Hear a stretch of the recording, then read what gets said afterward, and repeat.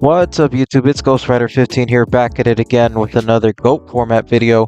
And today's video is going to be a tier list of GOAT format. So it's been a while since I've made a tier list for GOAT format, and Worlds just recently finished. A new season is going to start soon, and you know, I think the meta has changed a bit since I've last made a tier list, so I might as well make one right now. So yeah, without further ado, let's just jump right into the video. Alright, so Panda Burn. Panda Burn, I think, is really good, really strong. It doesn't rely on card advantage like most other decks. You just steal the games with the burn damage, and you can easily win games that way. It's insane, but cards like Morphing Jar and Cyber Jar are the cards that just auto-win you because they provide you not only burn damage, but card advantage as well, which is absolutely insane for this deck. So yeah, I think Panda Burn is, I would say, at the top of A tier. Alright, next up we have Earth Aggro. So Earth Aggro is a pretty decent deck. It's done fairly well lately. It even got second place at Worlds last year. And the deck is pretty strong. I would say that it is the second best aggro deck behind Warriors. The problem I have with Earth Aggro is that it's a bit more vulnerable to cards like Dust Shoot, and also it doesn't stop Chaos Turbo as well as Warrior does, because they don't play cards like Kaiku or Blade Knight in the main. So yeah, I think Earth Aggro is A tier. Next up we have Monarchs, Monarch Control. So this deck is pretty good when it gets the ball rolling, and it has one of the best going second cards in the format with Soul Exchange. And Monarchs are always a +1 when they resolve, well, usually, and that's really good. But with that being said, the deck bricks a lot. It can brick pretty often, and that's a huge problem in GOAT format, because if you just open up really bad with, for example, a bunch of Monarchs in your hand, then you're not really going to be doing much and you're going to get destroyed. So I think this deck is B tier. Next up is PacMan. I think PacMan is okay, but not good. The problem with PacMan is that it doesn't have any like huge power plays with like BLS or anything like that. And the deck is really bad into cards like level limit, into Heavy Storm, because if you lose your level limit or your B, then you're not really doing much. And these are actual flip effect monsters, so if they get ran over by battle, you don't get to resolve the effect. Yeah, so I think the deck is, I would say, B tier. Alright, so next up is Last Will. So Last Will is an alt-win deck.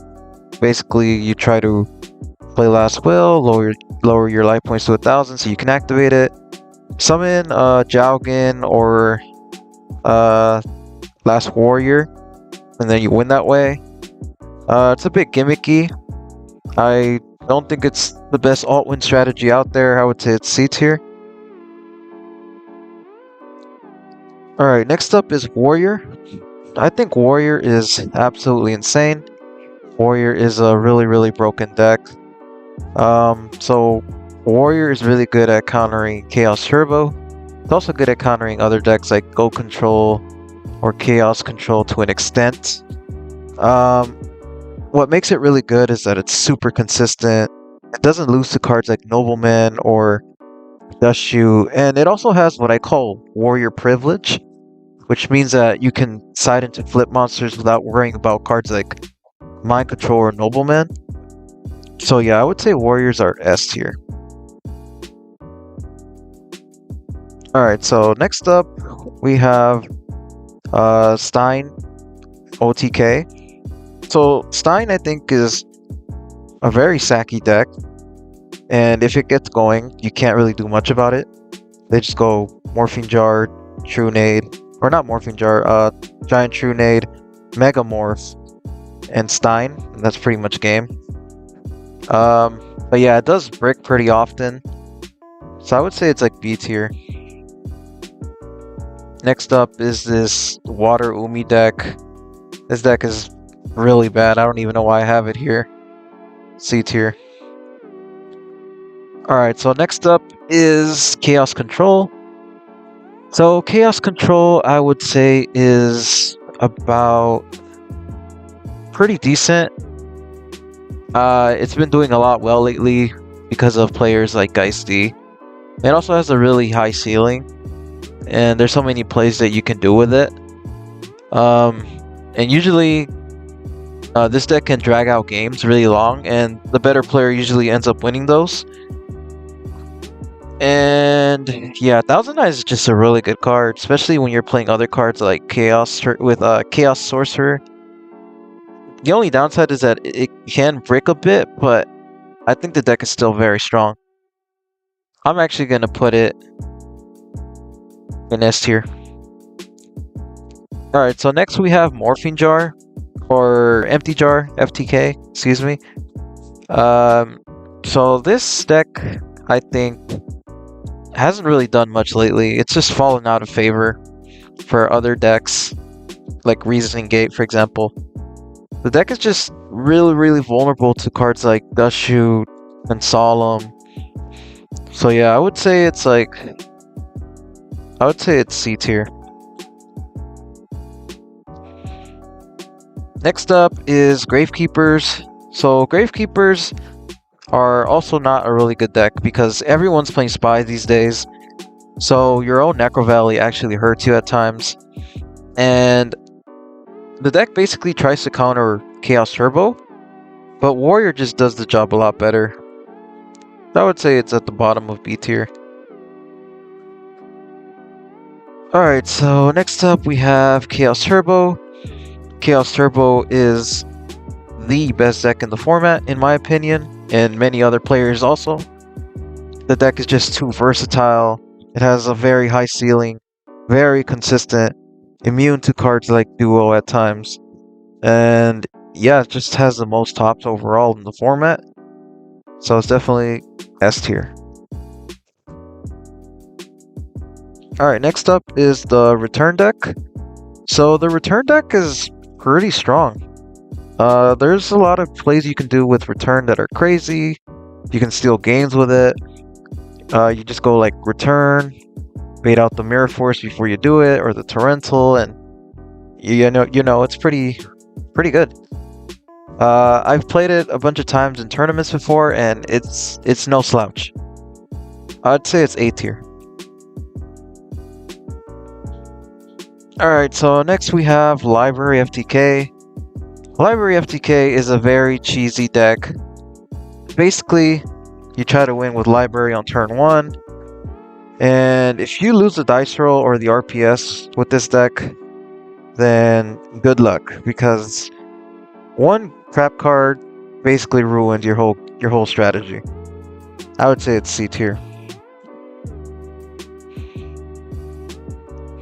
Alright, so next up we have Reasoning Gate. So Reasoning Gate is a deck that is pretty powerful. I think it has the highest ceiling in the format, but it can break at times. But it's shown that it is probably like the best like high ceiling alt win type of deck, because you're playing cards like Demock, Defusion, you're playing Monster Gate, all these really powerful cards, and I think it's pretty good. I don't think it's S tier, but I think it's A tier. Alright, so next we have Go Control. So Go Control, I think, has recently fallen out of favor for Chaos Control. And it makes a lot of sense because Chaos Control is just a more powerful deck with a higher ceiling. It might have a little bit of more brickiness to it, but overall, its benefits are just better overall compared to Go Control. But with that being said, Goat Control's still decent. It's not a bad deck. I think it's A tier.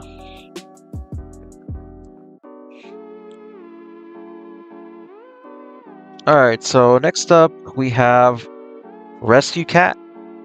So Rescue Cat, I actually think this is a hot take by me, but I think the deck is absolutely broken, absolutely insane. I'm really close to putting it in S tier. I've been considering it just because every time I watch Rescue Cat go off, it usually does it pretty consistently. And the deck has been shown to top events before. I think that it's just underrepresented, thankfully, because the deck is not fun to play against. But for now, I'm just going to say it's at the top of A tier. Alright, so last but not least, we have Zombies. So Zombies are a pretty decent deck, but not very good, but they're not the worst. I would say Zombies can sometimes steal wins in tournaments against top tier decks, but you do need a little bit of luck. There are times where you can brick on your Vampire Lords, or you can also brick on your Ryukokis. So yeah, I would say it's like B tier. So yeah, that's pretty much it. This is my tier list for the upcoming GOAT format 2025 meta. Feel free to disagree with my list. It's just my opinions. But yeah, if you like this type of content, please like and subscribe. This is Ghostwriter15 signing out.